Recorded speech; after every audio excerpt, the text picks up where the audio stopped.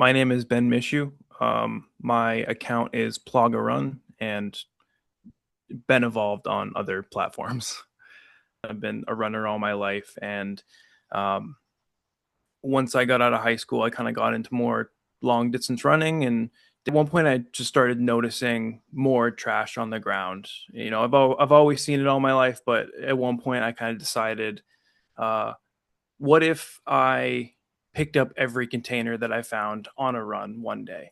How much money would that have made me? Because growing up in Maine, I've always had the bottle bill. It's always been a thing while I've been here.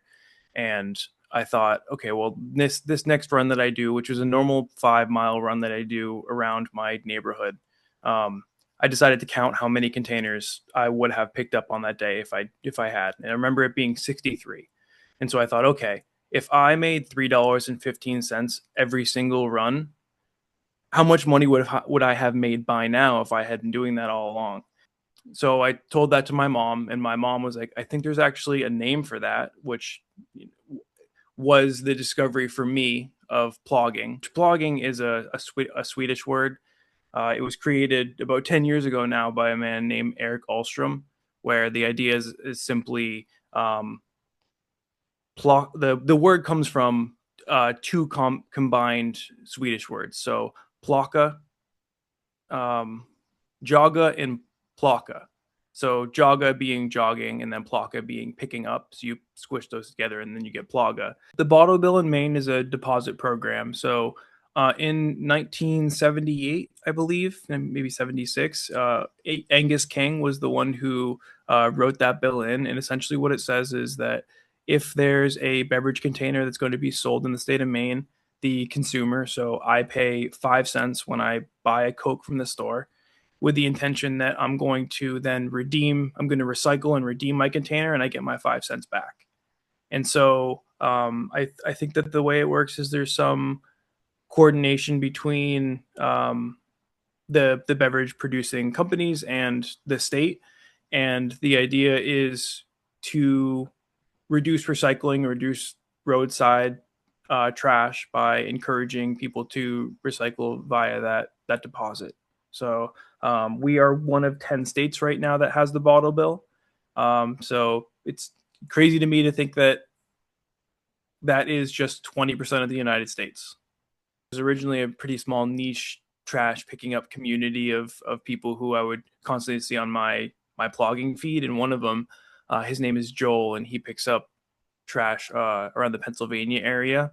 And he had an idea that I thought was really cool, because when I initially started, I was just putting stuff. I was putting like nips in my pockets. I was just like carrying them in my hands, and then eventually I got I used like an old bag that I used for school.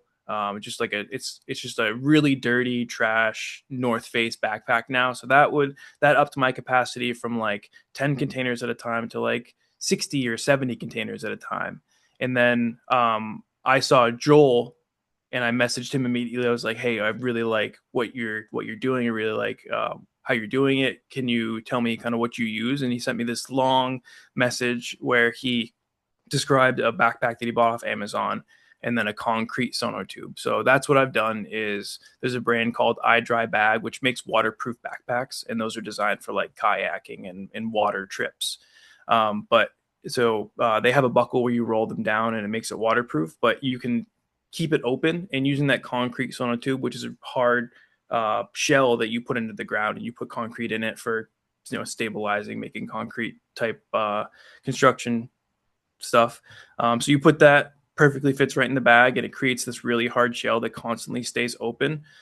Recent addition to my setup is I've got a bungee cord that goes around the bag now. So now I can take an additional bag and tuck that in the bungee cord. So that kind of hangs off the back of my backpack too. So I don't have to, carry 3 bags in one hand. I can carry 2 bags and then the backpack off my back. And so I'm kind of playing with the limits now of how much I can carry attached. So it's funny. I like to think about people driving by me and seeing just like a man carrying 2 bags in a hand, a backpack, and then 2 bags hanging off his backpack. It's a funny visual that I think they have. So I started January of last year. So January 2025, I did my first plog, and I remember on that plog specifically, I picked up, I think, like 20 cents. So it was like 4 containers and then a tape measure, a working tape measure. So my spreadsheet is up to $478 of strictly trash picking up from the ground. So I'll run 2 to 3 times probably a week, and the run probably takes me anywhere from an hour to an hour and a half. Just because you run, you stop, and you're doing a lot. And I'll get back and I will dump out all the trash onto a tarp and then sort through and just kind of section off, what's going to the trash, what is actually going to be recyclable that can go in my blue bin, and what am I just going to, what's going to go to Clynk. So um, I'll probably go to Clynk at least once a week, sometimes several times a week, but it really depends on where I'm running. There's one recommendation that I got recently for Pleasant Hill, Rigby Road off of Pleasant Hill in Scarborough. So a guy says, "Hey, I work with a company that goes down here frequently. You should check it out." And so I go and check it out, and it was literally 480 containers that I picked up. So it was shocking, and it's like, how many roads are like this where they're just like side roads and you just don't know that all of this is here.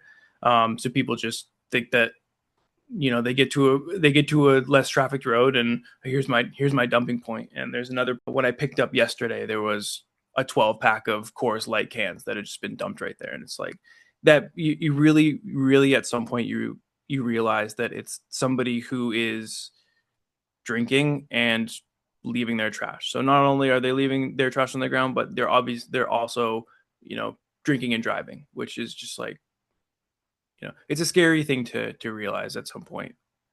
There have been times when I've gotten home and weighed how much I've got, and it's like I've a couple times I've broken 20 pounds of weight, and it's just, think about like 20 pounds is crazy. So my runs end up turning into rucks a lot of the time, which a ruck being an exercise using weight specifically. I've become very frustrated at times, like really frustrated at times, because the same roads that I run every single day, the same amount of trash I pick up I'm always running 3 miles from my house, and I'm always ending up with 2 bags of trash in my hands. And it doesn't make sense to me how that can be the case. And it's made me frustrated because it makes me realize that, regardless of if I'm out there picking it up, people are still going to be throwing it. Sure, it can be somebody in a work truck and the trash blows out of their truck as they're going from site to site, maybe. But I think most of the time it's people that don't care, and so they're just they're throwing trash out their windows because they don't care. And it's a frustrating thing for sure. It's funny now because I can't run or drive anywhere without looking at the sides of the roads now. And a lot of the time when I'm just driving around South Portland, I'm thinking, oh, there's 3 cans, on Cottage or something. I'll plan to make my next route over there so I can see if I can pick up those. And half the time I get there the next couple of days, like the cans are flattened. So my 5 cents now turned into 1 cent, but at least I got the can off the side of the road. So when I run without a backpack, it's just like, it feels so much lighter and so much more freeing.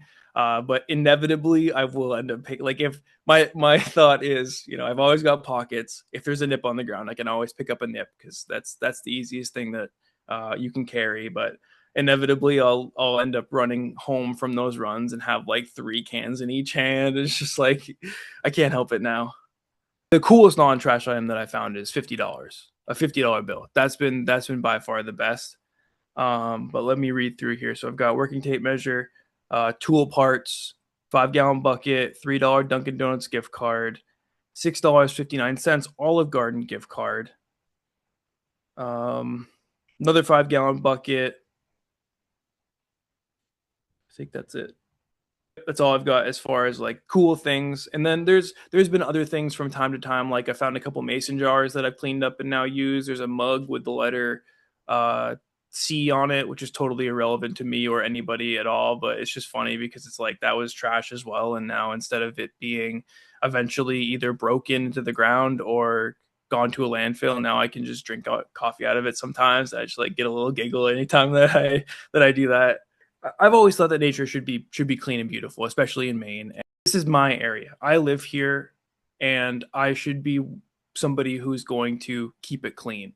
Because obviously people are going to be throwing trash. I can be somebody that can pick up the trash. And I would imagine that anybody driving by a bunch of trash anywhere would be like, that's gross. And so I can be somebody that takes care of that thing that is gross. And a lot of people probably don't even look at it, but it's something that I see, and it's something that I can take care of. My parting words, I think, would be that there's always a little bit of trash that somebody can pick up on their walk. Even regardless if you're walking a mile, you can pick up a candy wrapper and then throw that in the trash when you get back. So my suggestion to anybody who might listen to parts of this is don't be afraid to pick up some trash sometimes.